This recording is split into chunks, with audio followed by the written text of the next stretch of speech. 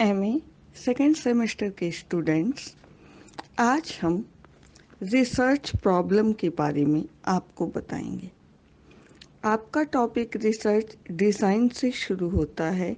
आपने इसके पहले रिसर्च प्रॉब्लम के बारे में पढ़ा हुआ है, लेकिन आज हम शुरुआत इस पेपर में आपको रिसर्च की प्रॉब्लम क्या है, कैसे चुनी जाती है, किसे हम प्रॉब्लम कहते हैं, किस आधार पर बनाई जाती है, इन सब के बारे में बातें करेंगे। रिसर्च एक बड़ी ही व्यापक प्रक्रिया है। कई बार आप स्टूडेंट्स अक्सर कंफ्यूज होते हो कि क्या रिसर्च जो है वह प्रयोग करने का ही तरीका है। रिसर्च और एक्सपेरिमेंट में आप कंफ्यूज करते हो, जबकि आप इस लेवल पर हो कि आप में बड़ा क्लियर कॉन्सेप्ट होना चाहिए कि जो एक्सपेरिमेंट होता है वह रिसर्च करने का एक माध्यम हो सकता है, लेकिन पूरा माध्यम नहीं हो सकता। एक रिसर्च के अंदर कई प्रयोग हो सकते हैं, निरीक्षण हो सकते हैं, क्षेत्र प्रयोग हो सकते हैं, इंटरव्यू हो सकता है। कई सारी विधियों के आधार पर रिसर्च की क्रियाएं की जाती हैं। रिसर्च, जैसा कि एकदम नाम से ही स्पष्ट है, सर्च यानी खोज करना, री माने फिर से खोज करना। तो फिर से खोज करने पे एक प्रश्न उठता है कि क्या जो खोज हो चुकी है, क्या उसी को हम फिर से खोजते हैं? तो इस बारे में हम आपको व्यापकता से बताएंगे अभी। तो जो रिसर्च होता है, अनुसंधान कार्य होता है, वह किसी टॉपिक को लेकर ही शुरू होता है। देखिए, जितने भी विषय हैं सभी की प्रगति उसके शोध कार्यों पर डिपेंड करती है। कोई भी विषय उतना ही वैज्ञानिक, उतना ही आगे माना जाएगा जितना कि उसमें नए अध्ययन और शोध कार्य होंगे। तो सभी प्रकार के विषयों में शोध कार्य किए जाते हैं, और यह शोध कार्य, यह जो रिसर्च वर्क होते हैं, इनको शुरुआत ही किसी समस्या को लेकर की जाती है।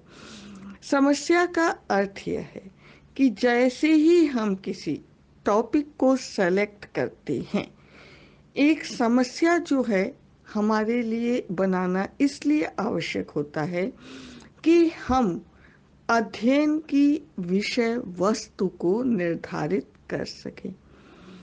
छोटी सी ही उदाहरण ले लीजिए। अगर आपको साइकोलॉजी में ही रिसर्च भविष्य में करना हो, तो आपने पढ़ा है कि साइकोलॉजी में अनगिनत ब्रांचेस हैं, कितनी ढेर सारी ब्रांचेस हैं, और उसमें भी अब आप किसी एक ब्रांच को लेंगे, ब्रांच ही नहीं लेंगे, अब आप उसमें जिसमें आपका स्पेशलाइजेशन है उस फील्ड से, किसी एक टॉपिक से, किसी एक छोटे हिस्से को सेलेक्ट करते हैं, और इस प्रकार से उससे संबंधित क्षेत्र, समस्या या टॉपिक के बारे में पूर्ण, व्यापक या गहन अध्ययन किया जाता है। तो जब भी हम रिसर्च के लिए शुरू कार्य करना आरंभ करते हैं, तो इस संबंध में सबसे पहले एक समस्या का निर्माण किया जाता है। आज हम इसी रिसर्च प्रॉब्लम के बारे में आपको बताने चल रहे हैं। बड़े ही छोटे से शब्दों में टाउनसेंड और कर्लिंगर ने इसे परिभाषित किया है। टाउनसेंड ने एकदम छोटा सा एक वाक्य दिया है कि a problem is a question proposed for solution, यानी कि इसके बारे में इन्होंने कहा है कि समाधान के लिए जो प्रस्तावित प्रश्न है या प्रस्तावना प्रश्न ही समस्या है। इसी तरह से कर्लिंगर ने भी कहा है कि प्रश्नवाचक वाक्य अथवा कथन ही समस्या है, और यह जो कथन है दो या दो से अधिक वेरिएबल्स में स्थित संबंधों के बारे में बताता है या पूछता है। ये जो परिभाषाएं हैं ये बताती हैं कि समस्या है हमारे अपूर्ण ज्ञान के संबंध में या उस तथ्य के संबंध में जिसकी व्याख्या संभव नहीं है। इस प्रकार का एक प्रश्नवाचक वाक्य है जो समाधान के लिए प्रस्तावित होता है और यह कथन दो या दो से अधिक चरों में स्थित संबंध के बारे में होता है। अब हम आपको ये बता रहे हैं कि इस बारे में मैकगुइगन ने क्या कहा है। इन्होंने ये कहा है कि जब भी मैकगुइगन 1990 ने कहा है कि समस्या की जो उत्पत्ति होती है उसका मुख्य रूप से 3 कारण होते हैं। पहली चीज तो यदि हमें किसी चीज के बारे में पूर्ण जानकारी नहीं है, यानी हमारे ज्ञान में किसी प्रकार की अपूर्णता है, तो ऐसी अपूर्णता की स्थिति जो है वह समस्या को उत्पन्न करती है और एक अध्ययनकर्ता जो है इस अपूर्ण ज्ञान को पूर्ण करने के लिए समस्या को चुनता है और उसके आधार पर वह अध्ययन करके अपने ज्ञान की पूर्ति करता है। इस संबंध में यानी ऐसी अध्ययन का विषय वस्तु लिया जाता है जिस बारे में जानकारियां अभी अधूरी हैं। तो ऐसी स्थिति में जहां नॉलेज में कमी है, अपूर्णता है, ऐसी स्थिति में एक समस्या की उत्पत्ति होती है।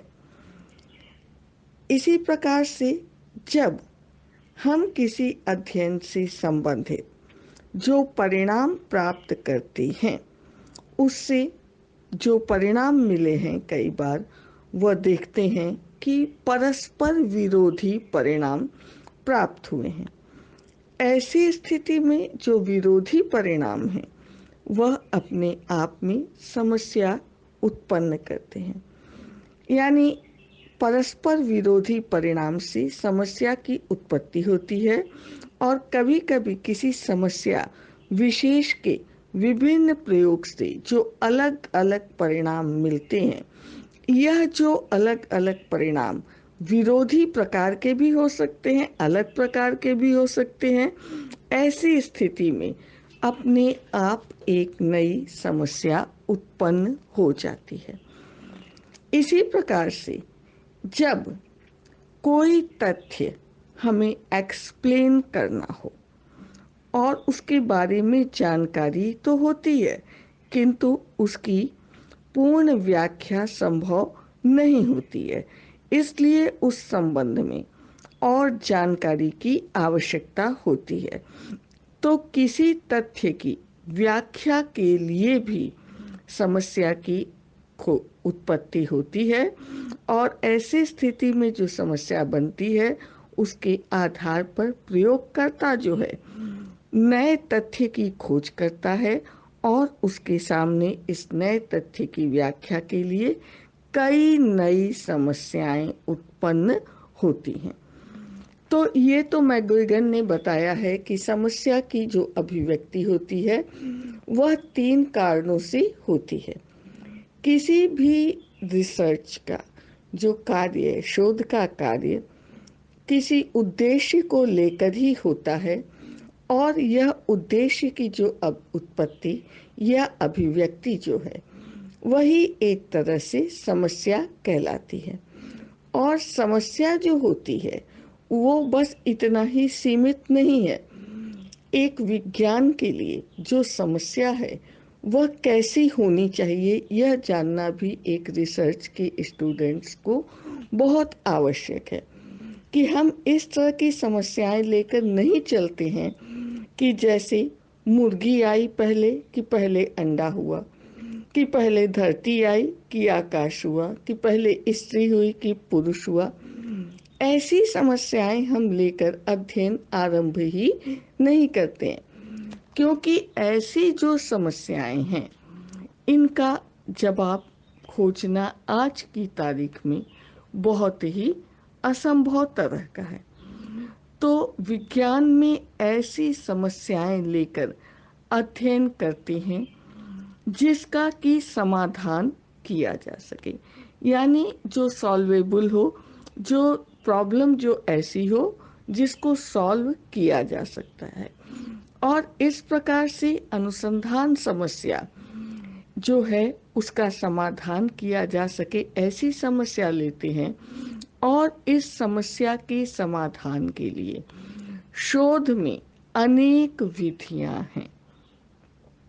तो विधियों का भी ऐसा चयन करना पड़ता है।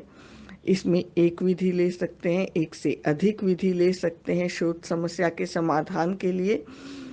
तो यह डिपेंड करता है कि समस्या किस क्षेत्र से ली गई है और उसका जो समाधान है वह किस विधि के द्वारा संभव हो सकता है। तो एक समस्या ऐसी होनी चाहिए जिसका समाधान किया जा सके, और ऐसी समस्या कदापि नहीं चुनना चाहिए जिसका हल निकलना ही असंभव हो।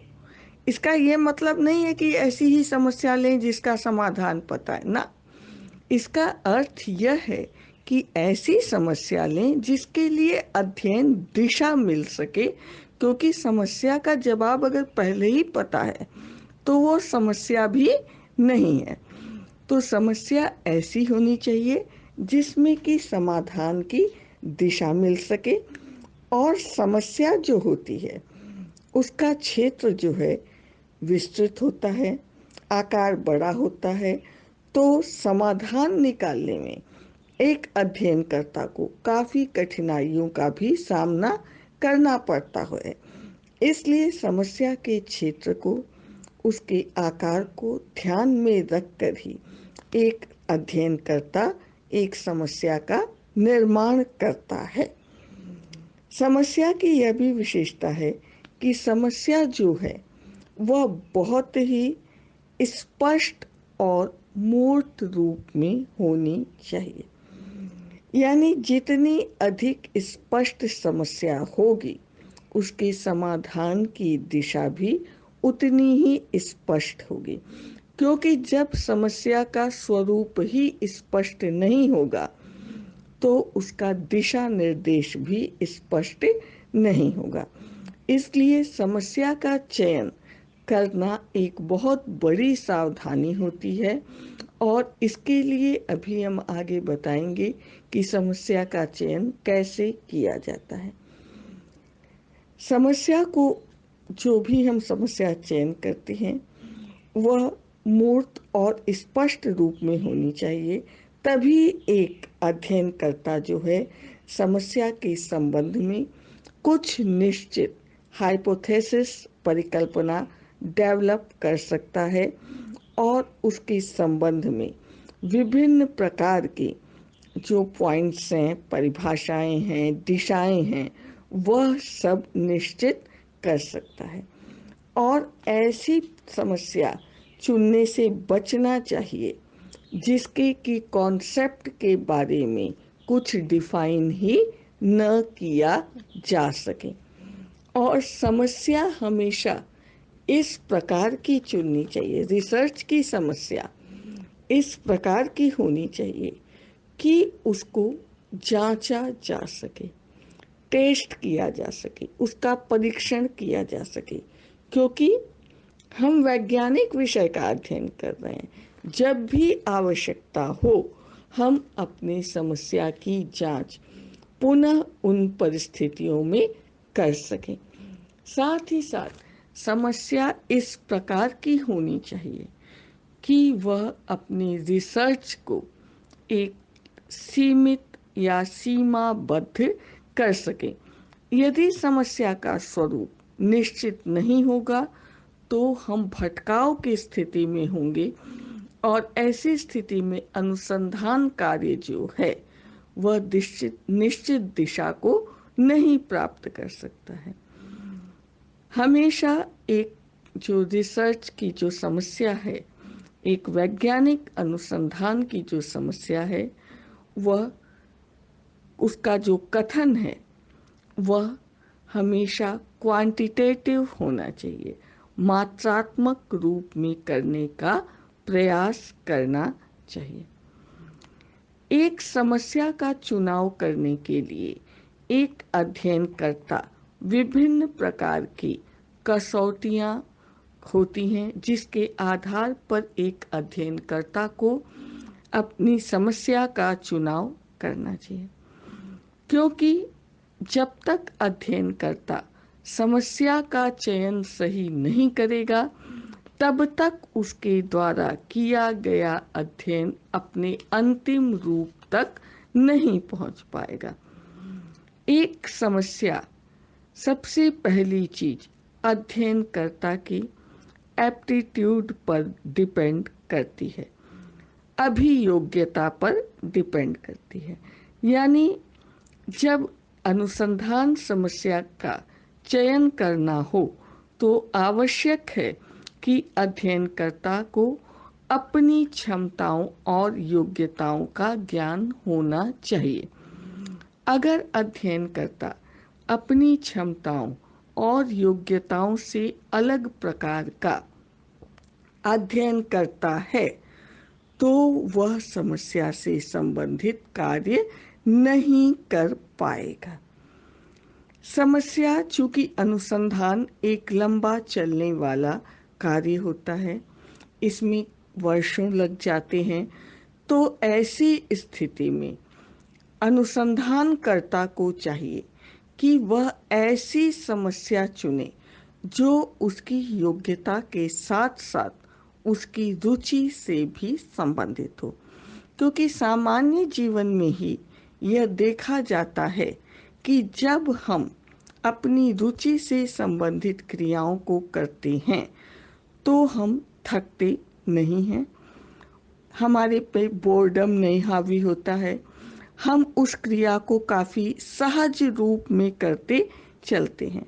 और जो क्रियाएं हमारी रुचि से संबंधित नहीं होती हैं, उन क्रियाओं को करने में हम बहुत ज़्यादा न इंटरेस्टेड होते हैं, जल्दी हम थक भी जाते हैं।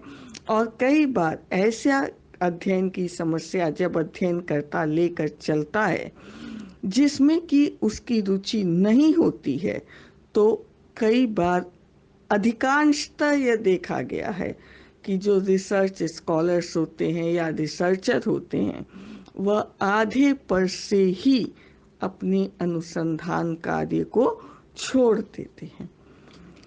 समस्या कैसी होनी चाहिए? कोई भी समस्या लेकर किसी भी प्रकार का अध्ययन हम नहीं कर सकते हैं। समस्या जो है वह निश्चित रूप से ऐसी होनी चाहिए कि वह सिग्निफिकेंट हो, सार्थक हो, उपयोगी हो।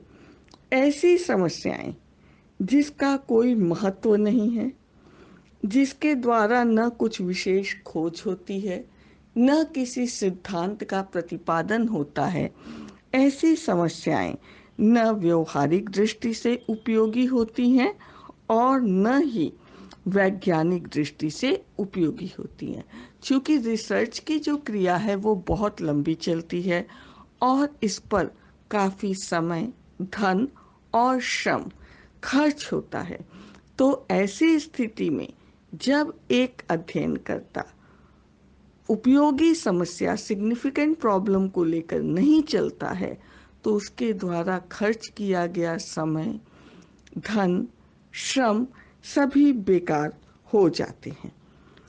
समस्या ऐसी होनी चाहिए कि जो मेजरेबल हो, जिसको कि मेजर किया जा सके। यानी समस्या जो है वह मापन योग्य होनी चाहिए। ऐसी समस्या का चयन नहीं करना चाहिए जिसका मापन संभव नहीं है। यानी ऐसी समस्या जिसका अध्ययन वैज्ञानिक विधि के द्वारा संभव नहीं है, इस प्रकार की समस्या के चयन से बचना चाहिए। यदि प्रयोगकर्ता इस प्रकार की समस्या चुनता है तो उस पे पहले से मैटर तो उपलब्ध होता है और जो मापन योग्य समस्याएं होती हैं उस पे पहले से मैटर भी उपलब्ध होता है, लेकिन अध्ययन भी सरल सरल होता है।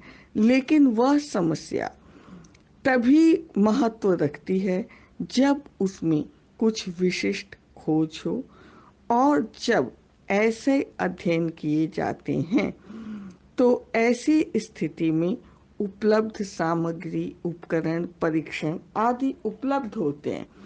किंतु जब अध्ययनकर्ता बिल्कुल नई समस्या का निर्माण करता है जिस पे वर्क नहीं है तो उसे उसके लिए उपकरण आदि का बनाना होता है, जो कि काफी कठिन कार्य हो जाता है।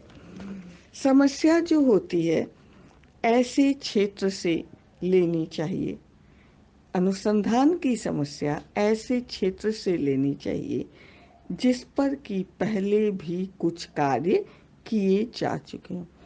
यहाँ यह मतलब नहीं है कि आप पहले जो कार्य हुए हैं वही समस्या उठाकर उसी कार्यों को दोहरा दें। आप उसमें नवीन खोज करते हैं तो कुछ दिशा निर्देश का कार्य, जो पहले किए गए कार्य हैं, वह अनुसंधान के लिए दिशा निर्देश का कार्य करते हैं। और इस प्रकार से जब अध्ययनकर्ता ऐसे क्षेत्रों से समस्या का चुनाव करता है तो उसे कार्य करने में सहजता होती है। और देखिए, रिसर्च एक ऐसी प्रक्रिया है जिसमें कि कठिनाइयां तो आनी ही आनी है। तो एक अनुसंधानकर्ता से संबंधित भी विशेषताएं अनुसंधान कार्य को बहुत प्रभावित करती हैं। तो जब अध्ययनकर्ता जो है, अनुसंधानकर्ता जो है, वह अनुभवी होता है, शिक्षित प्रशिक्षित होता है, तो ऐसी स्थिति में आने वाली कठिनाइयों का वह सामना भी कर लेता है।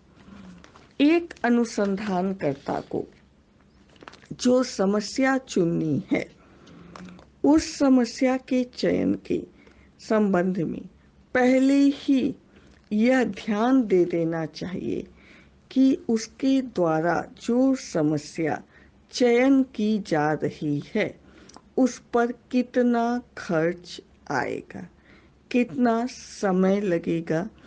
इस अनुमान को करने के बाद ही समस्या का चयन करना चाहिए, क्योंकि कई बार जो समस्या होती है चयन तो कर ली जाती है, लेकिन जब अध्ययन कार्य आरंभ होता है तो उसमें लगने वाला समय, श्रम इतना अधिक होता है, साथ ही साथ धन। तो ऐसी स्थिति में यह कई बार प्रयोगकर्ता, अनुसंधानकर्ता के लिए काफी डिफिकल्ट हो जाता है कि वह कैसे इस कार्य को पूरा करें। समस्याओं का संबंध जीवन के हर क्षेत्र से होता है, तो ऐसी समस्याओं का अध्ययन काफी कठिन होता है जिसमें कुछ नैतिक मुद्दे या नैतिक तथ्य या नैतिक समस्याओं का सामना करना होता है। तो ऐसी स्थिति में हमको बहुत ही कम सहयोग मिल पाता है। इसलिए इन नैतिक पक्षों का ध्यान रखकर भी समस्या को चुनना चाहिए। साथ ही साथ समस्या ऐसी चयन करनी चाहिए जिसमें कि समस्या के संबंधित कार्य के लिए हमारे पास एक्सपर्ट या कोई विशेष उसका विशेषज्ञ जो है वह सहायता के लिए उपलब्ध हो, क्योंकि रिसर्च का कार्य जो है बिना किसी विशेषज्ञ या सहायक के संभव नहीं होता है। और जब इस संबंध में कुछ विशेष सहायता मिलती है तो अनुसंधान कार्य काफी व्यापक और अच्छे प्रकार का हो सकता है। समस्या को चुनने के लिए कुछ और चीज़ें भी ध्यान रखी जाती हैं। एक अध्ययनकर्ता, एक रिसर्च करने वाला एक समस्या का जो चयन करना है वह किन सोर्सेस से कर सकता है।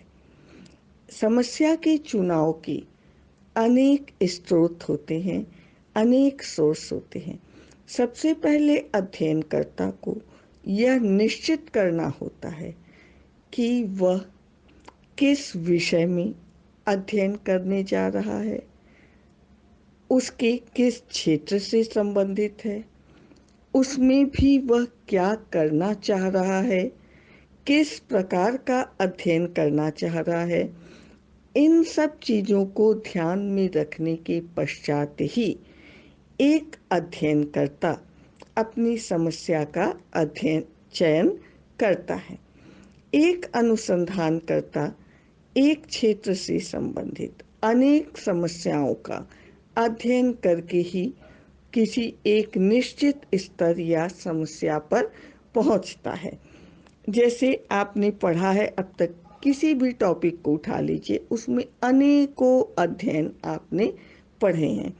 तो जरूरी नहीं है कि एक विषय वस्तु पर कोई एक ही अध्ययन हो या एक ही दिशा में हो। तो उससे कई क्राइटेरिया हो सकते हैं अध्ययन के, और उससे संबंधित ही अध्ययन एक अध्ययनकर्ता करता। अध्ययनकर्ता अपनी अनुसंधान समस्या का जो चयन है वह अपनी रुचि और योग्यता के आधार पर करता है, और अपने विषय के आधार पर, क्षमता के आधार पर, इन सब अपने बजट के आधार पर, जो इसके पहले कसौटियाँ बताई गई हैं, इन सब के आधार पर करता है।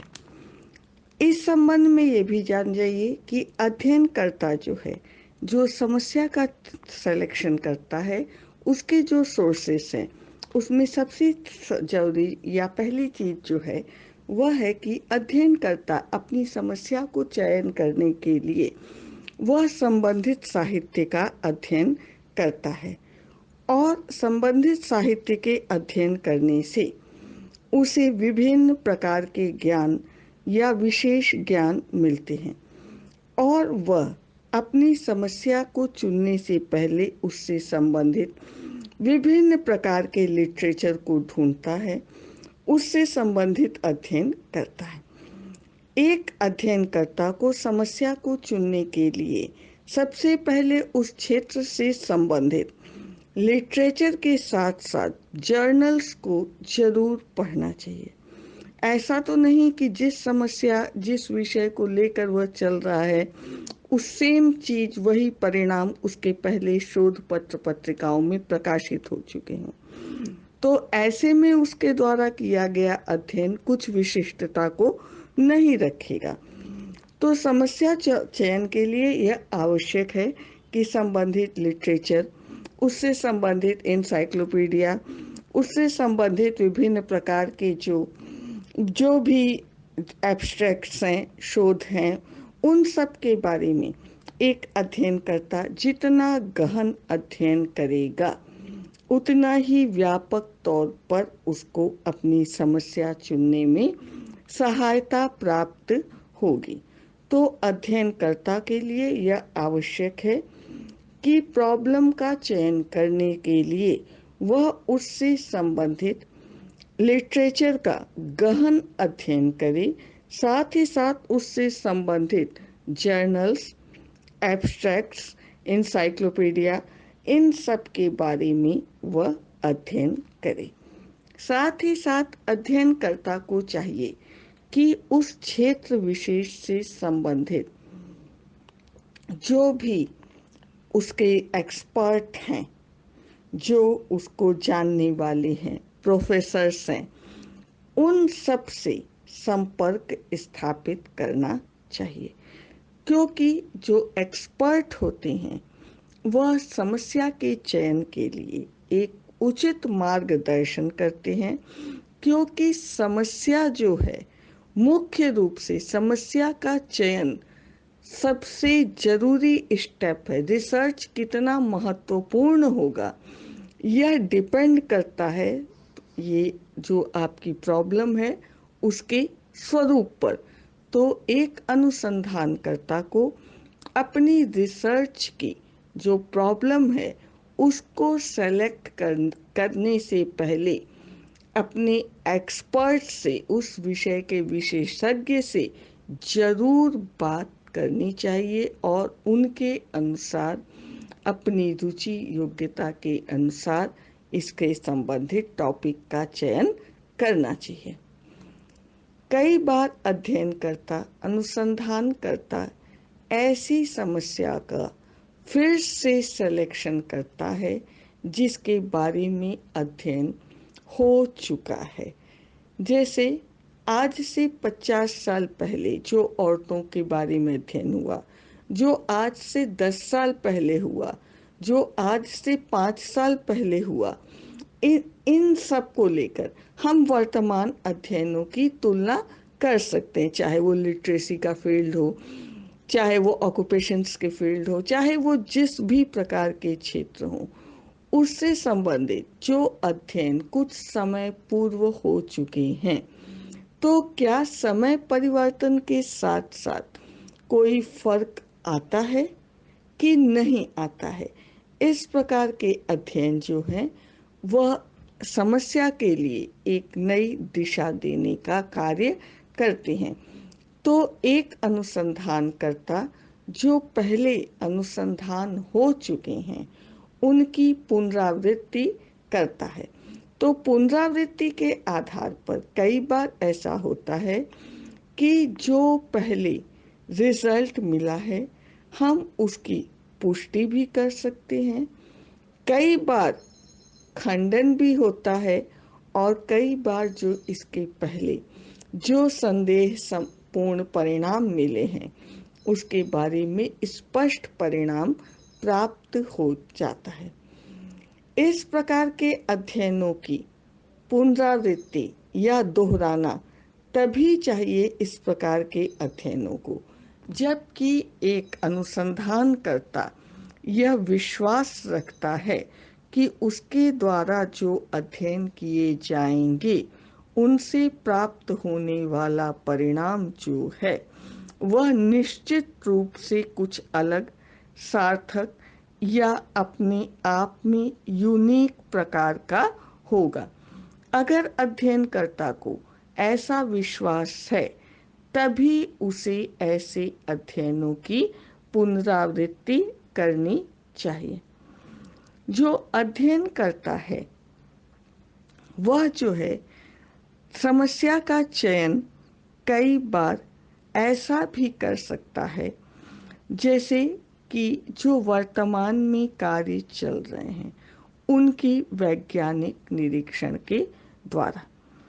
अब आप देखिए प्रेजेंट टाइम में यह आज जो आपका दौर चल रहा है, कोरोना, कोविड-19, लॉकडाउन, इसका हर क्षेत्र में आज अनुसंधान की राहें खुल गई हैं।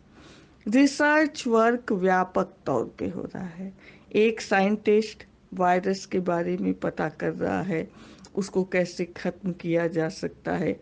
एक जो अर्थशास्त्री है, इसका हमारे देश पर, व्यवसाय पर, आर्थिक से उस पर क्या प्रभाव पड़ा है।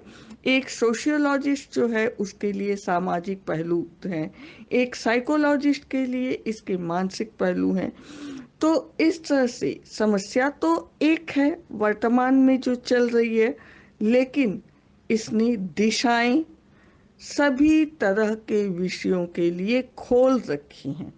और ऐसे में जो अध्ययन कार्य होगा वह अपने आप में कुछ नवीन होगा, अनोखा होगा, अनूठा होगा और जितनी ही मेहनत और सही तरीके से यह अनुसंधान कार्य किया जाएगा वह उतनी ही ख्याति और उपलब्धि भी दिलाएगा।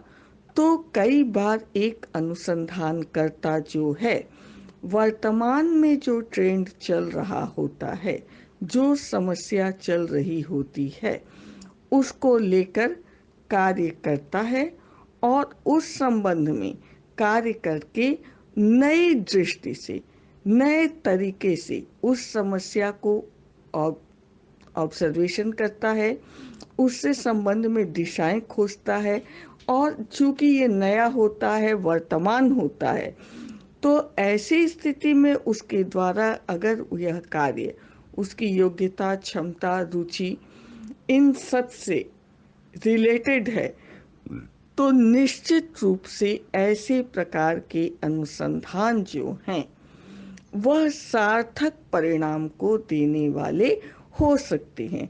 इसलिए अक्सर ये देखा जाता है कि करंट या वर्तमान मुद्दा क्या है, वर्तमान समस्या क्या है।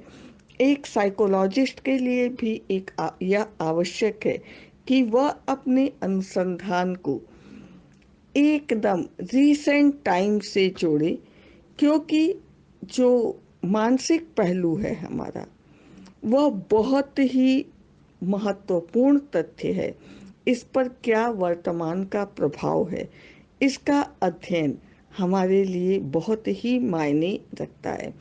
तो अगर एक अनुसंधानकर्ता वर्तमान कार्यों का वैज्ञानिक निरीक्षण करके अपनी समस्या का चयन करता है, तो उसकी सूझबूझ, रुचि, योग्यता इन सब पर डिपेंड करता है कि वह निश्चित रूप से एक अनोखा अनुसंधान कार्य कर सकता है।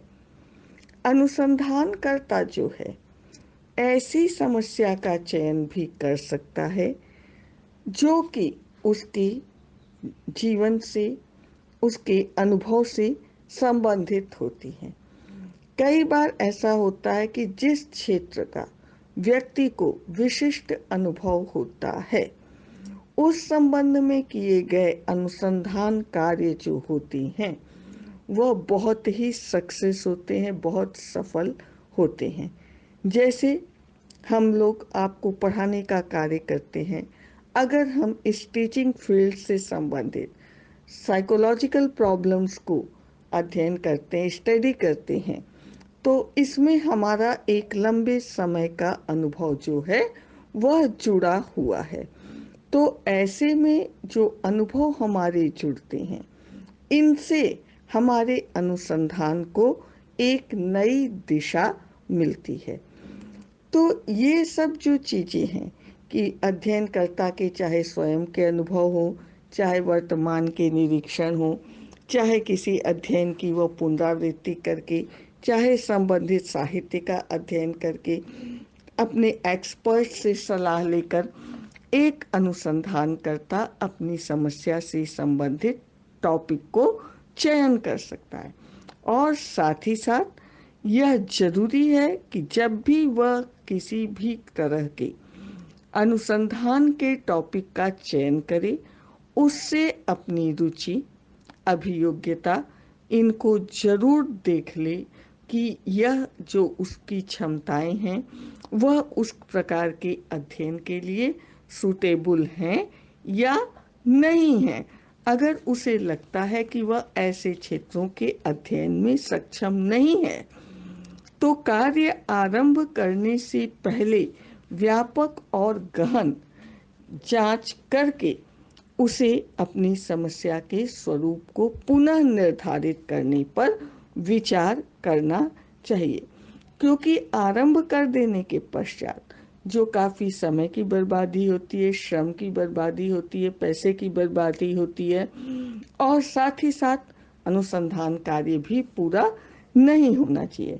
तो एक अनुसंधानकर्ता जो अनुसंधान कार्य करने चल रहा है, उससे संबंधित जो उसने समस्या चुनी है वह कितनी उपयुक्त है, वह कितनी सार्थक है, उससे क्या लाभ हो सकता है, कितना व्यय होगा, किस प्रकार का बजट, समय, श्रम, इन सब को ध्यान में रखकर समस्या को चुनना चाहिए।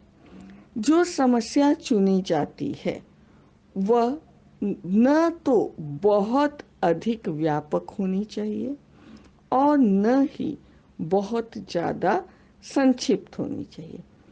समस्या का कथन जो है वह निश्चित रूप से बहुत अधिक लंबा नहीं होना चाहिए, किंतु समस्या का कथन जो है वह संक्षिप्त होते हुए भी ऐसा होना चाहिए कि वह समस्या के स्वरूप को पूर्णतया स्पष्ट करने में सक्षम हो।